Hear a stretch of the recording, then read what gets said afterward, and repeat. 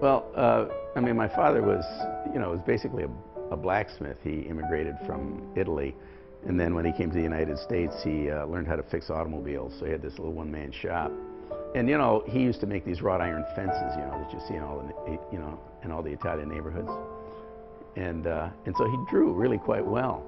And when I was a little kid, we still had coal furnaces then, and he had this little couch in front of the furnace. And we would go downstairs and we would roast chestnuts in the furnace, in the coal furnace. And then we would draw on the walls. And so he taught me how to draw. And this is really before I went to school. And so this was sort of a ritual that we had in the winter every night after dinner.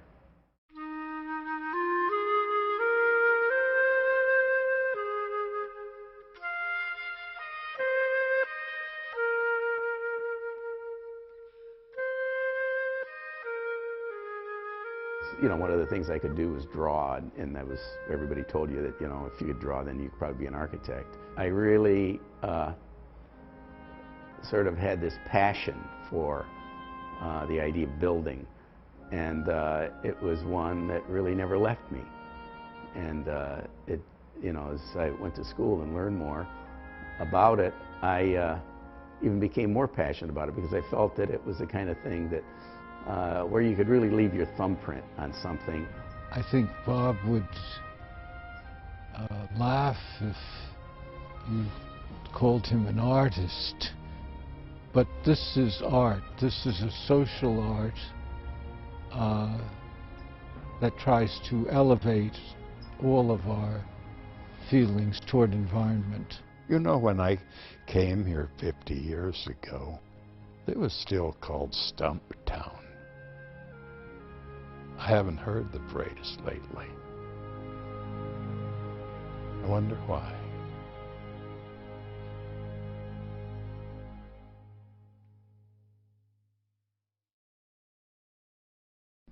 Oh, Bob Frasca. Impatient, very active,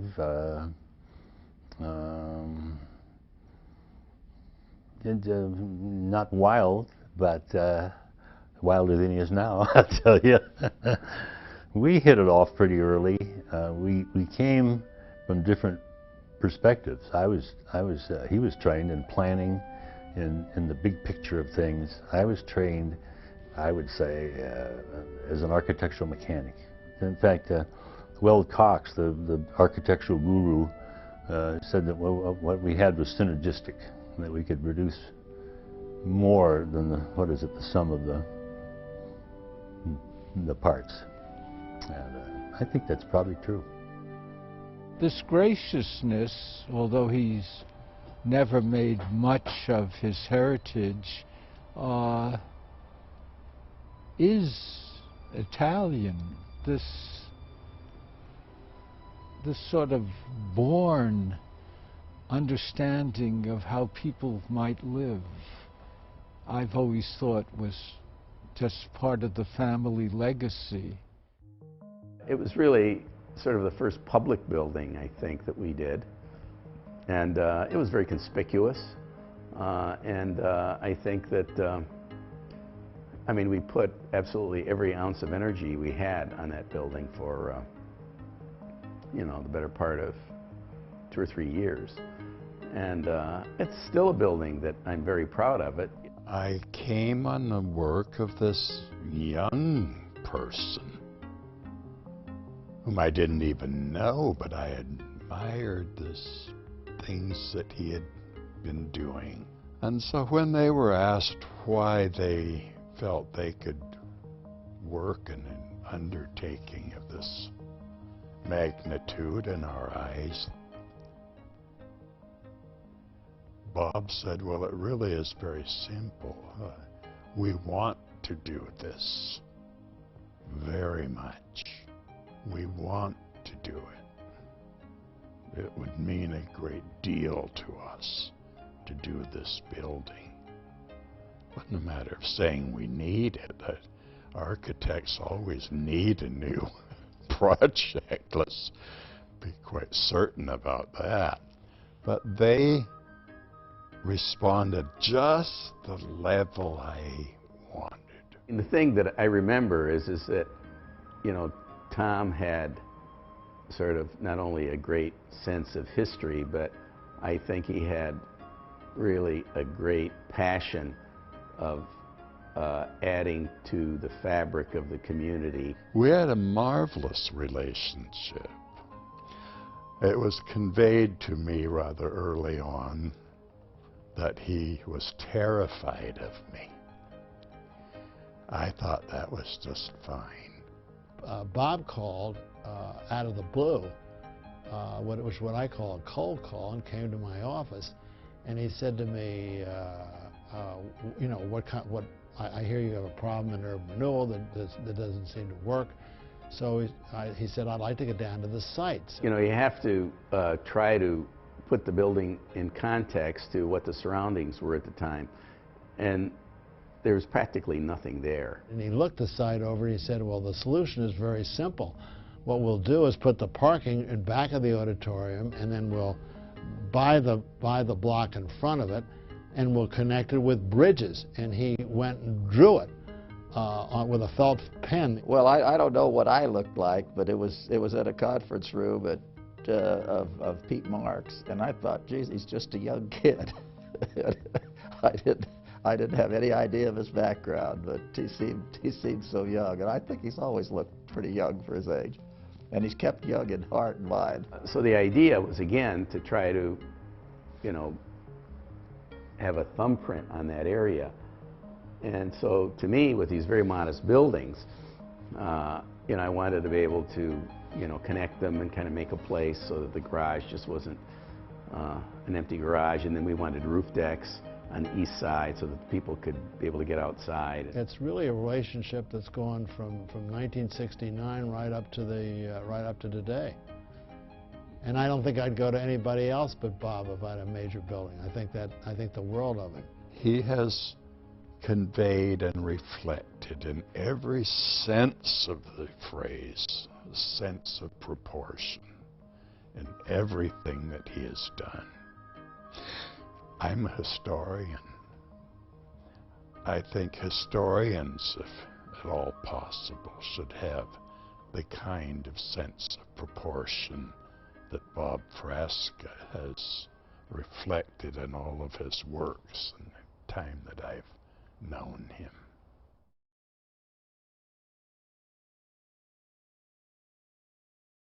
You know, I mean, he never probably went beyond the 6th or 7th grade because that's all they went, you know, he was from a small village of about 500 or 600 people. But he had this great respect for the arts. And, you know, being an Italian, he was very chauvinistic about it. I mean, there was no art that was better than the Italian art. And which, I mean, there's a lot of truth to that. I like very much his Justice Building, which is worth comparing to the Portland building by Michael Graves, which has an utterly different premise. When you get inside, this thing that promised so much on the outside doesn't deliver.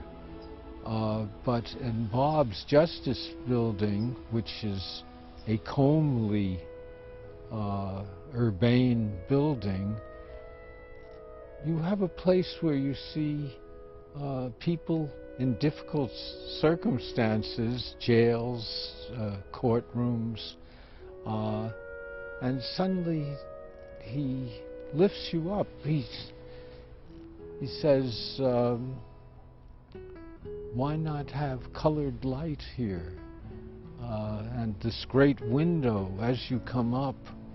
And it's very nice because he doesn't announce this interior too early. And then he rises, or the visitor's imagination rises, and you turn around and wham, there's this thing that is not pretentious, but makes sense. The building really needed to speak to the dignity of the law. And so that was the thing that we worked very hard on, and that it's a building that has, you know, one beautiful room, and I felt that A city, a great city, has an inventory of beautiful rooms, and that I wanted to add to that. And there's a very good case of where the art and the architecture are inseparable, and one can't sustain itself without the other. And I think that's an ideal circumstance when you're talking about art and architecture.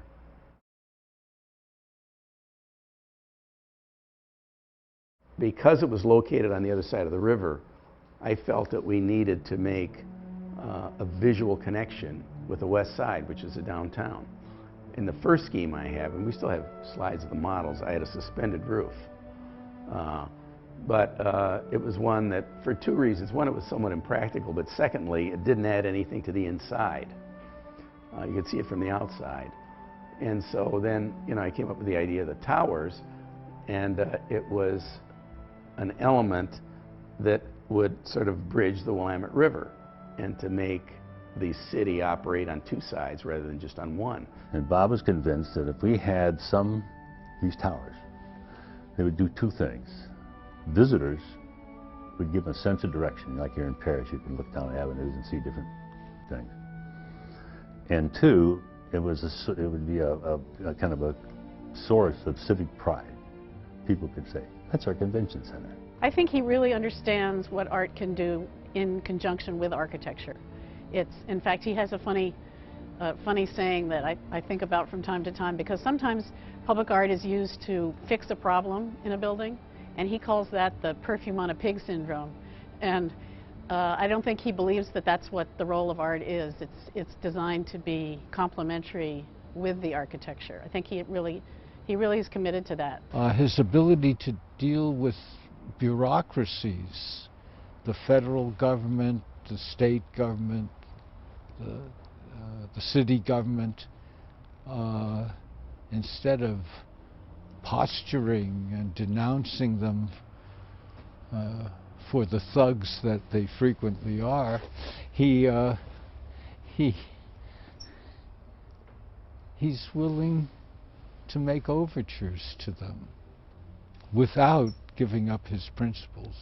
I remember making a presentation, again, one of several people, to the panel, and saying that Harbor Drive ought to go. And Glenn Jackson, who was probably the most powerful individual in the state at that time, was there because he was chairman of the Highway Commission. And we happened to be sharing space with a traffic engineer at the time. And he came in one day and he said, I just had a meeting with Glenn Jackson, and Glenn Jackson wants me to do a traffic study to see if we can get rid of Harbor Drive. And the answer has to be, we can get rid of Harbor Drive. And it happened.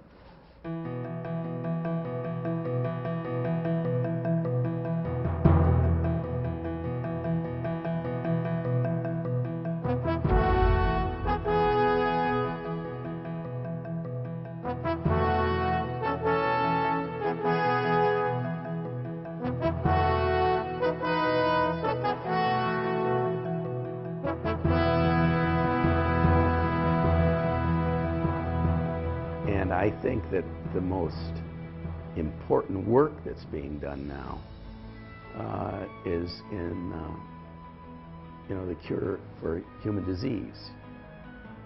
And to me, it's a very dignified kind of work. And I think that not only does it help the patients who inhabit these buildings, but it gives a kind of environment for the scientists to interact in ways that they're going to flourish.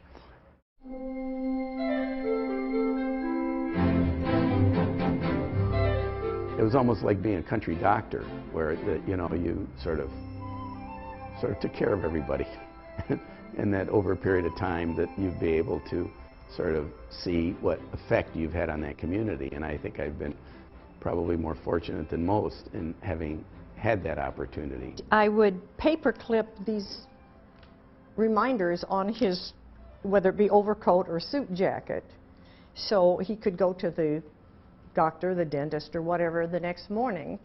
And he got to the point where this worked beautifully, and he left them on all the time, though. I'd put it on when he left the night before, And if he went out to dinner or wherever he went, these stayed on. And then he went to his appointments that next morning, and he came in the office, and they were still on. So the whole city was very aware of these notes and thought it was wonderful, but it was, people would come up to me when I'd be out to dinner and say, we've always enjoyed those notes on Bob's lapel. I mean, it was wonderful.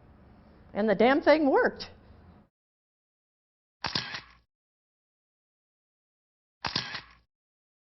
Marilyn and I were married for, I think, 34 years. And Jason and Andrea have been great kids. And so it's been something that I think gives one a sense of stability. And in the end, you know, you really understand why, or you continue to remember why that is as important, or probably more important than almost anything else you do. And I mean, I think that goes without saying, at least for me. And that's always been a very important part of my life.